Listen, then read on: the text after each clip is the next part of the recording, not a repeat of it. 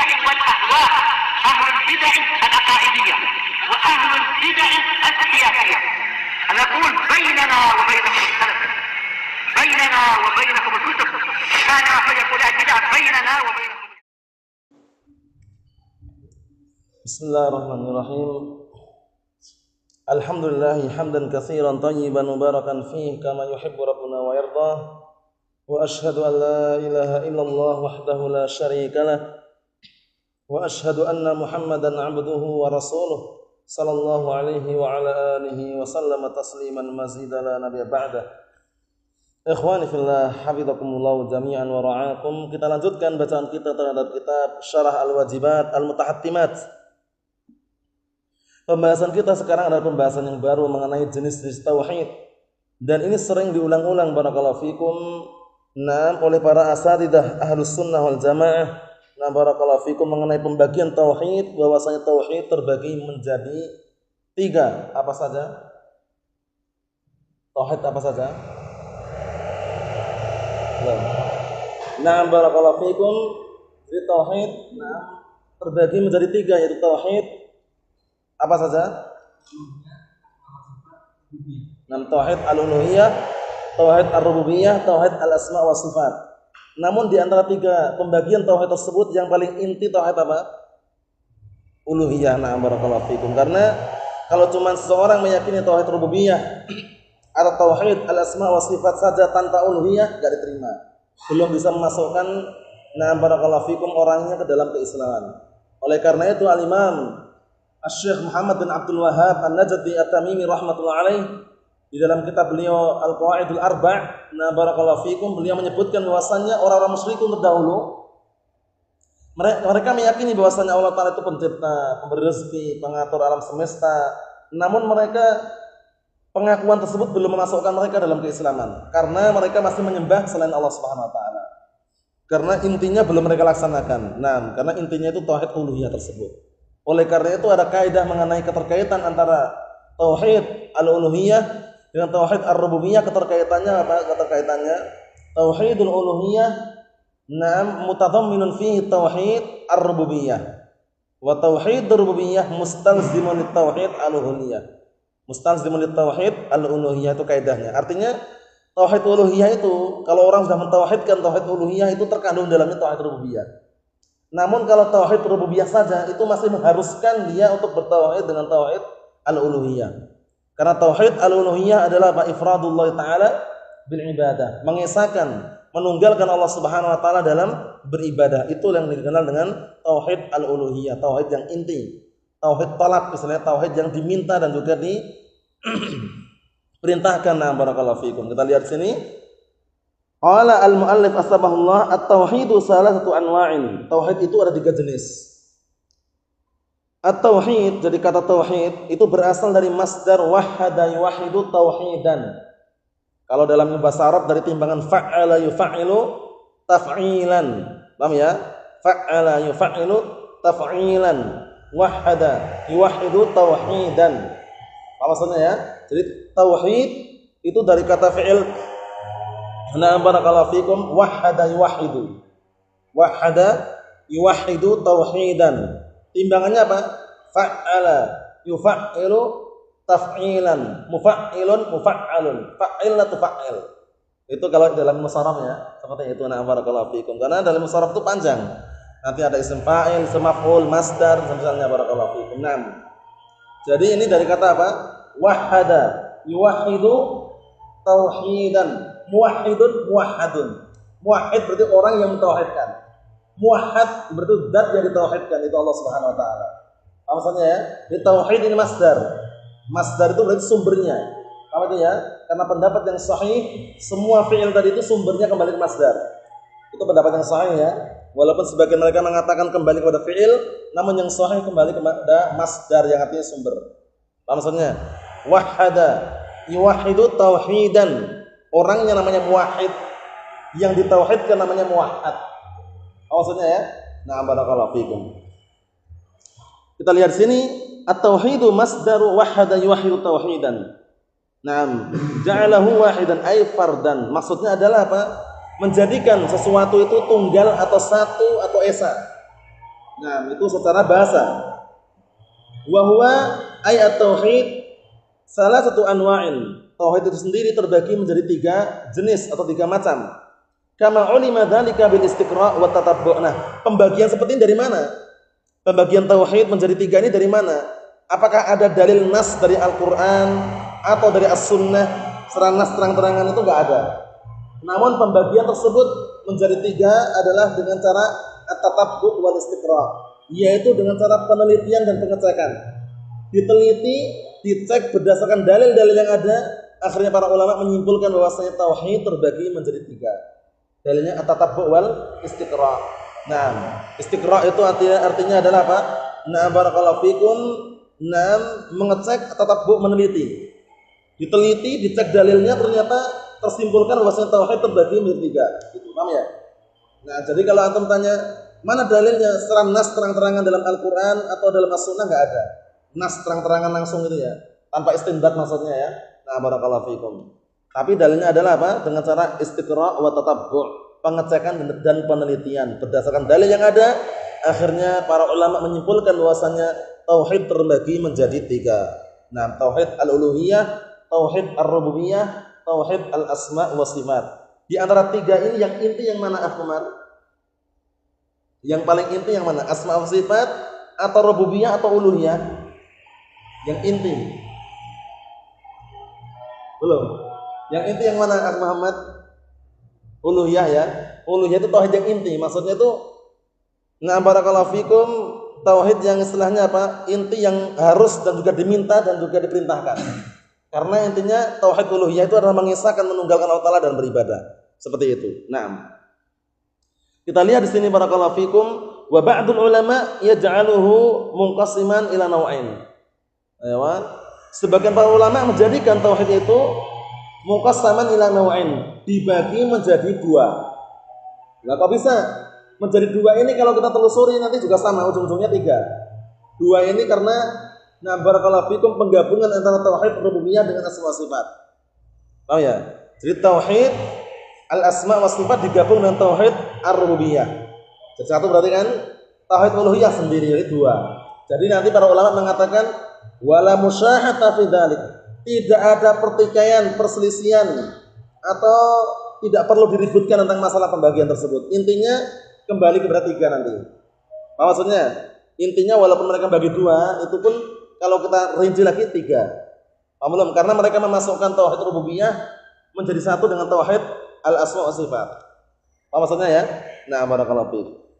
Seperti itu kita lihat, falladhi yaj'aluhu naw'ain, maka yang menjadikan nah barakallahu fikum tauhid itu menjadi 2 jenis atau 2 macam, kal-'allamah Ibnu Qayyim rahimahullah wa ghairuh.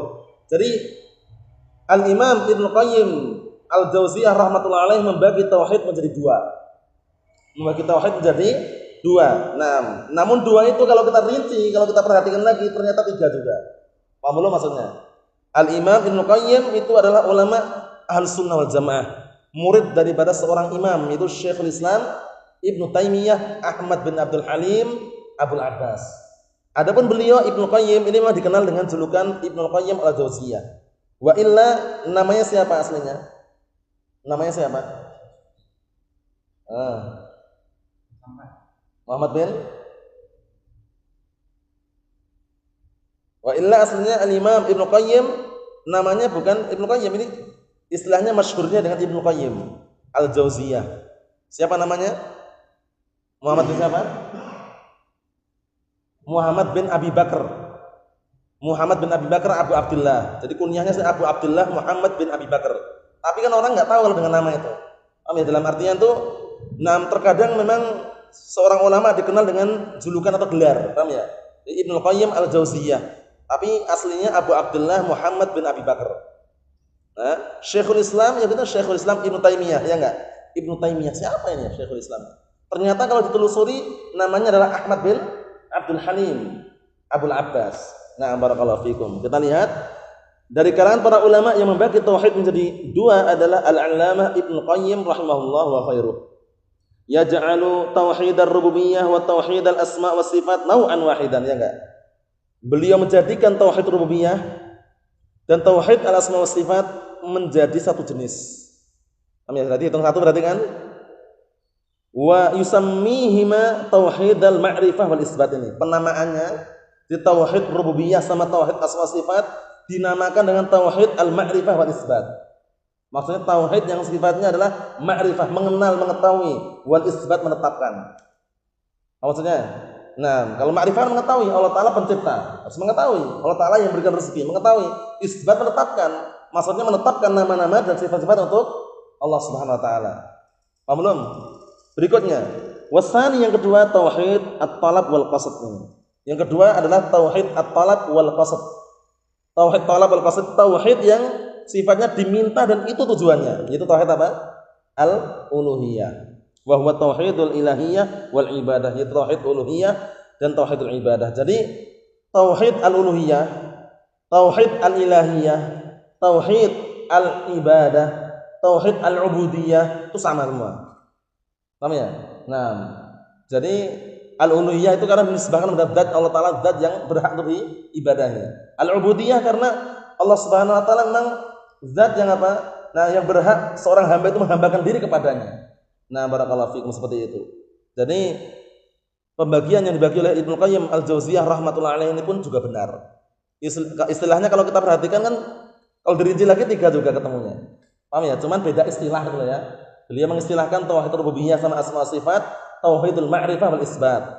Kemudian beliau mengistilahkan tauhid al-uluhiyah, tauhid apa tadi? At-talab wal qasd. Itu kan. Wala musyahata fil istilah, enggak ada perdebatan pertikaian dalam masalah istilah, intinya tujuannya sama. Apa maksudnya ya? Naam. Wal maksud dan yang diinginkan annahu la budda min istima'i hadhil anwa' kulliha. Maksudnya harus terpenuhi, terkumpul padanya jenis-jenis ini seluruhnya, tiga-tiga ini. Apa tadi tiga tadi? Ya.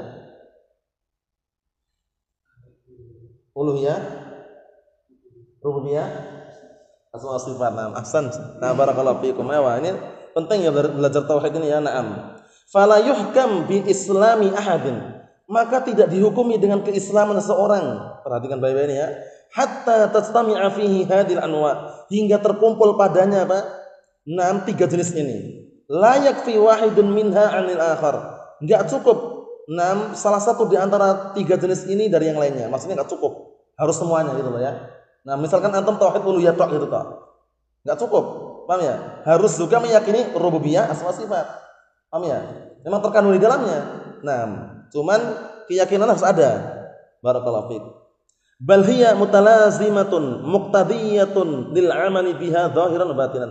Bahkan ketiga-tiganya ini adalah mutalazimah yang saling mengharuskan, muqtadiyah yang saling mewajibkan atau menuntut lil amal biha, untuk mengamalkan dengannya zahiran wa batinan, baik secara zahir maupun secara batin. Ini pembagian tauhid. Jadi tauhid terbagi menjadi tiga kalau secara terperinci. Adapun pembagian yang dibagi oleh Al-Imam Ibnu Qayyim Al-Jauziyah rahimatullah alaih itu pun tidak masalah juga karena intinya kembali ke tiga juga. Apa maksudnya ya? Cuman beda istilah. Nah, jadi kadang orang itu kalau nggak paham, wah, kamu itu hizbi, mubtadi'. Nah, kenapa? Masa tauhid terbagi dua katanya. Kita selama belajar bertahun-tahun tauhid tiga katanya. Nah, ini yang bagi ini Al-Imam Ibnu Qayyim. Walaupun Ibnu Qayyim tapi selama ini yang kita dengar itu tiga. Karena dia nggak paham masalah istilah. Aslinya istilah seperti ini nggak jadi permasalahan. Karena intinya tiga juga. Cuman beda istilah itu loh. Seperti orang debat masalah jar dan khafat. Ya, dalam masalah bahasa Arab itu kan ada jar dan khafat itu ya. Yang ini bilang ini yang benar majrur, enggak, yang benar mahfud. Wah, sampai menghajar. Salam pun diam, assalamualaikum diam. Kenapa? Si fulan katanya ini yang benar mahfud, padahal yang benar majrur. Padahal dua-duanya benar itu loh. Ya, cuman karena tidak paham masalah istilah akhirnya seperti itu keadaannya. Allahul musta'an. Jadi seperti ini enggak usah bingung ya. Kok Ibnu Qayyim membagi dua ya? Enggak masalah, biarin. Dan itu juga benar pembagiannya, karena kalau kita rinci lagi ternyata tiga juga ujung-ujungnya. Cuman beda istilah gitu ya istilahnya. Jar sama khafat tadi juga sama, artinya sama. Cuman beda istilah. Kalau jar itu istilahnya ahlu Basrah, kalau khafat istilahnya ahlu Kufah. Itu aja. Antum mau ngomong majrurun juga boleh, mahfudun juga boleh, enggak ada salahnya itu loh. Kadang seperti itu terjadi ya, ribut itu gara-gara istilahnya beda istilah padahal aslinya sama gitu loh. Nah, barakallahu fikum, Allahul musta'an. Kita lihat sini. Qala al-muallif asbahullah, al-awwal yang pertama tauhidur rububiyah. Di sini beliau mengawali dengan tauhid rububiyah bukan berarti karena itu yang paling pertama, bukannya, karena memang diurutkan aja. Nah, enggak masalah nih tauhid uluhiyah itu. Nah, barakallahu fiik diakhirkan karena pembahasannya itu nanti itu sebagai inti gitu ya. Inti yang harus dipegang dan juga harus diyakini. Nah, kita lihat sini. Pertama tauhid rububiyah. Tauhid rububiyah ini kalau globalnya definisinya adalah apa? Ifradullah taala bi af'alih. Mengesahkan Allah taala dalam perbuatan-perbuatannya. Jadi tidak ada di barakallahu fikum alam semesta ini yang mencipta, yang memberikan rezeki, yang mengatur alam semesta, yang mematikan, yang menghidupkan kecuali Allah Subhanahu wa taala. Tauhid rububiyah itu namanya. Ifradullah taala bi af'alih.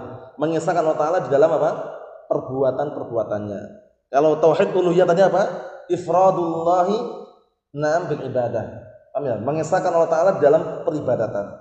Nah, kita lihat wa huwa alladhi aqarra bihi al-kuffar ala zamani Rasulillah sallallahu alaihi wasallam. Dan inilah yang diyakini, diakui oleh orang kafir sejak zamannya Rasulullah sallallahu alaihi wasallam. Mulai di zaman Rasulullah waktu itu mereka pun meyakini. Tapi walam yudkhilhum fil Islam. Belum bisa memasukkan mereka dalam keislaman. Aku yakin Allah taala itu yang memberikan rezeki, mengatur alam semesta, kemudian juga yang menghidupkan, mematikan. Tapi kami enggak bisa meninggalkan berhala-berhala ini. Kami harus menyembah. Kami harus menjadikan ilah-ilah selain Allah taala. Nah, itu yang jadikan permasalahan. Nah, yang tidak bisa memasukkan mereka dalam keislaman, masih menyembah selain Allah Subhanahu wa taala. Allahul musta'an. Jadi bukan berarti ketika mereka dakwah itu enggak paham makna la ilaha illallah, ya mereka paham. Mereka paham makna la ilaha illallah, oleh karena itu menentang gitu loh. Karena konsekuensi daripada kalimat la ilaha illallah apa konsekuensinya? An-nafyu wal isbat. Dua rukun itu konsekuensinya. Konsekuensinya kalau kamu itu mengucapkan kalimat la ilaha illallah harus meninggalkan seluruh peribadatan selain Allah taala. Mereka enggak mau. Pengennya masih ada Lata, Uzza, Manat. Gitu, paham ya? Nah, barakallahu fiikum, Allah musta'an. Nah, kita lihat di sini. Wa qatalahum Rasulullah sallallahu alaihi wasallam, dan akhirnya Allah Subhanahu wa taala dan akhirnya Rasulullah SAW memerangi mereka semuanya. Wastahalla dima'ahum wa amwalhum, dan menghalalkan darah-darah mereka dan harta-harta mereka.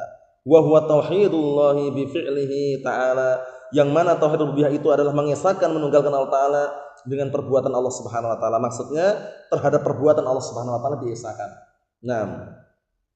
Wa dalilu qaulu ta'ala, dalil ada firman Allah taala, "Qul man yarzuqukum minas sama'i wal ardi." Katakanlah, siapa yang memberikan rezeki kepada kalian dari langit dan bumi? Amman yamliku sam'a wal absara. Apakah zat yang memiliki pendengaran dan penglihatan? Wa man yukhrijul hayya minal mayyit, dan zat yang mengeluarkan kehidupan dari kematian. Wa yukhrijul mayyita minal hayy, dan zat yang mengeluarkan kematian dari kehidupan.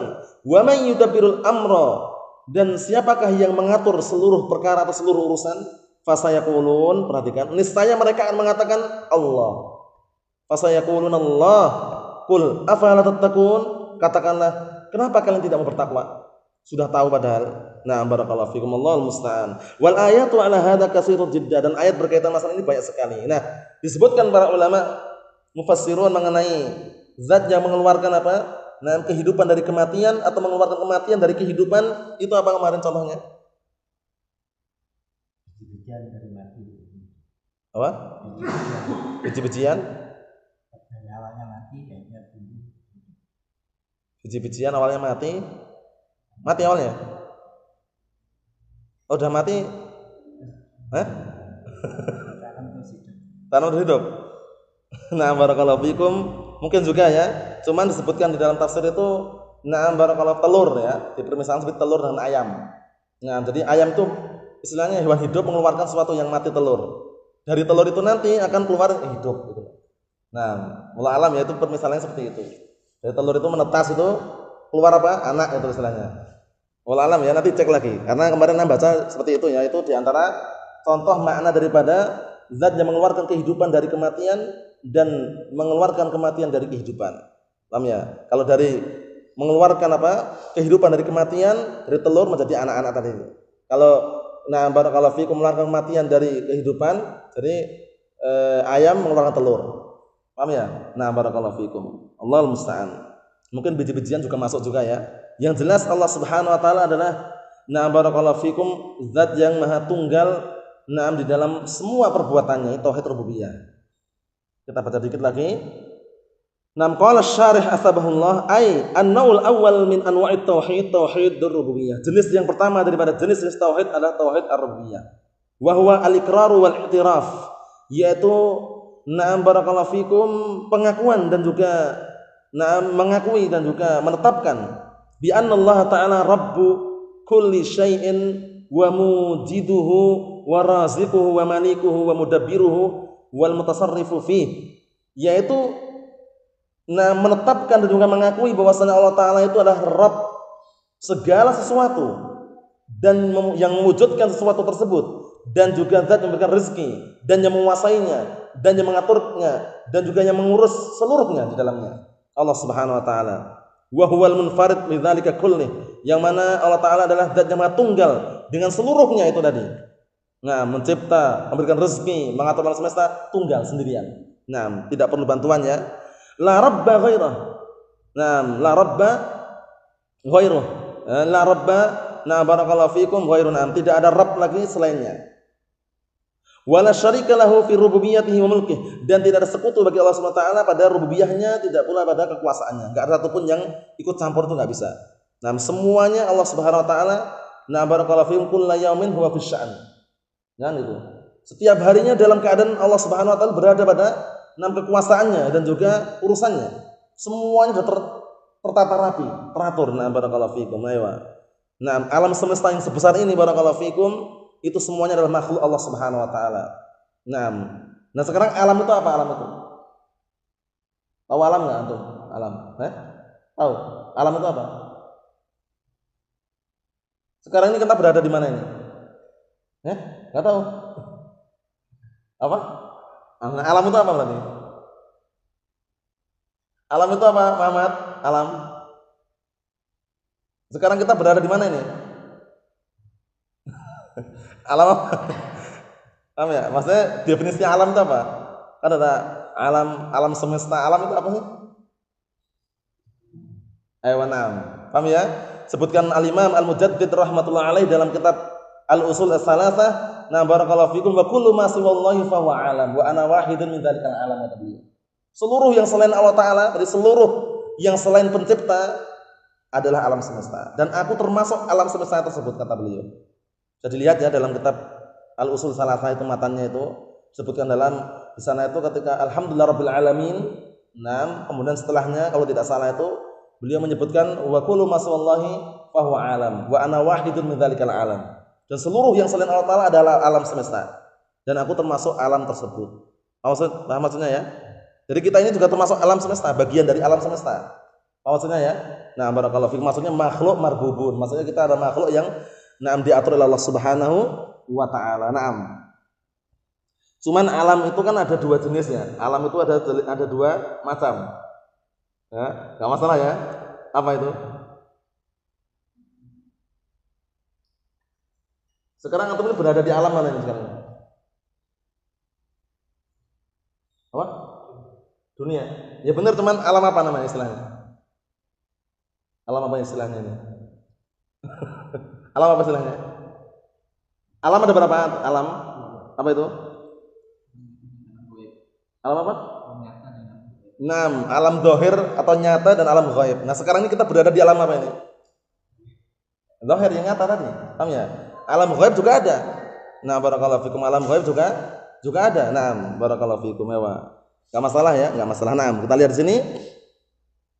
Barakallahu fikum, wa hadha an-naw'u qad aqarra bihi al-kuffar qadiman wa hadisan. Dan jenis tauhid yang ini, tauhid rububiyah ini, sungguh orang kufar terdahulu dan sampai saat ini mereka mengakui dan meyakininya. Antum tanya aja orang-orang yang mungkin belum pernah ngaji atau tidak tahu istilahnya apa, barakallahu fikum, agama yang benar. Kalau tanya siapa yang menciptakan kamu, kalau secara fitrahnya akan mengatakan Allah.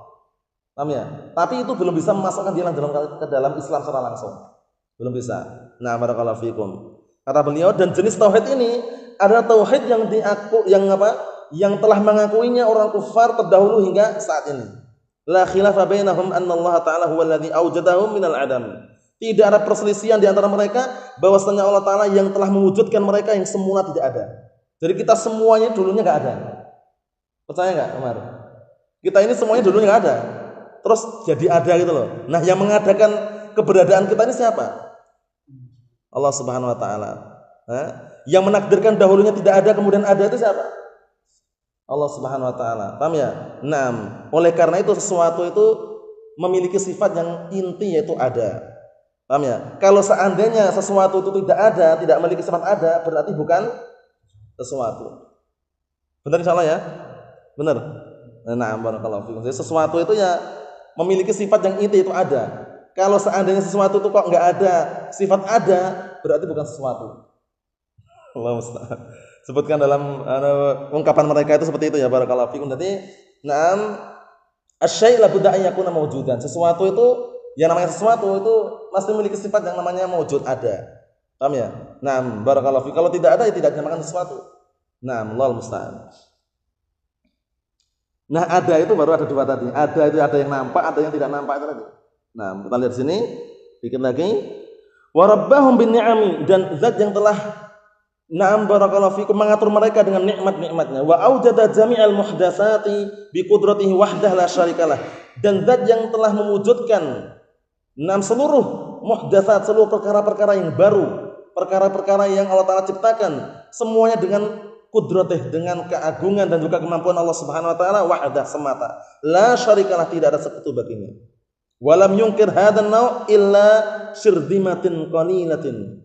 Wala yungkir hadan nau' illa syirdimatun qalilatun khabithatun. Nah, tidak ada yang mengingkari jenis tauhid ini kecuali segerombolan atau sekelompok yang sangat sedikit, khabithah, yang sangat jahat dan jelek. Ad-duhriyah, seperti duhriyah atau dahriyah, itu kelompok yang mereka mengatakan kehidupan ini hanyalah ikuti masa dan waktu saja. Maksudnya kalau sudah mati sudah. Nah, enggak dibangkitkan lagi sudah. Mengikuti masa yang ada ini saja. Paham ya? Kalau sudah masanya saatnya mati sudah mati, setelah mati enggak dibangkitkan lagi sudah.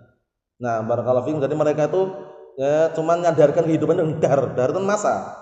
Nah, barakallahu fikum, Allahul musta'an. Wa asbahim, dan yang juga serupa mereka. Fal khalqu, nah barakallahu fikum, mafturun ala ma'rifati khaliqihim wal iqrar bihi. Maka makhluk itu pada asalnya mereka diberikan fitrah untuk mengenal pencipta mereka dan mengakui keberadaannya. Jadi kalau orang itu masih berada dalam fitrahnya, aslinya mengakui keberadaan Allah Subhanahu wa taala. Kisahnya seorang badui, nah yang waktu itu dia berjalan, dia berpikir ini ada kotoran unta, menunjukkan ada untanya. Paham ya? Oh ya, jadi awalnya itu nah barakallahu fikum melihat berjalan kemudian ada kotoran unta. Kotoran unta ini menunjukkan ada untanya.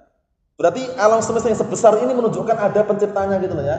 Nah barakallahu fikum, kotoran unta itu kan, yang namanya kotoran unta itu kan menunjukkan untanya ada gitu loh. Percaya enggak antum? Ya kalau untanya enggak ada, mungkin kotoran, kalau bukan kotoran unta mungkin kotoran yang lainnya. Paham ya? Jadi seorang badui tersebut awal itu paham dengan itu. Oh, ternyata kotoran unta ini menunjukkan adanya unta. Berarti alam semesta yang seluas ini menunjukkan adanya sang pencipta, yaitu Allah Subhanahu wa taala. Itu yang fitrahnya masih murni dan masih suci, karena pada asalnya seseorang itu apa? Dilahirkan dalam keadaan apa? Fitrah. Kullu mauludin yuladu 'alal fitrah. Setiap orang itu dilahirkan dalam keadaan fitrah. Yang ubah nanti baru bapak-bapaknya atau ibu-ibunya. Fa abawahu yuhawidani au yunassirani au yumajjisani. Maka kedua orang tuanya itu nanti akan mengubah menjadi Yahudi atau Majusi atau Nasrani, atau baik buruknya kembali pada kedua orang tua, di antaranya itu. Nah, barakallahu fikum. Jadi kesimpulannya, khulasahnya yang kita bahas atau kita ambil pada kesempatan kali ini adalah mengenai pembagian tauhid, bahwasanya tauhid terbagi menjadi 3 yang sudah kita ambil, yang tauhid ar-rububiyah, yaitu ifradullah taala bi af'alih, menunggalkan atau mengesahkan Allah Subhanahu wa taala dalam perbuatan-perbuatannya, dan tauhid 3-tiganya itu, nah barakallahu fikum, yang paling inti adalah tauhid apa tadi?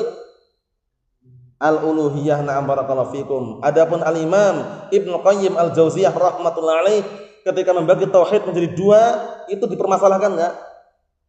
Enggak dipermasalahkan, karena ujung-ujungnya 2 itu pun kembali ke 3. Paham ya? Tauhidul ma'rifah wal isbat itu kembali pada tauhid rububiyah wal asma was sifat.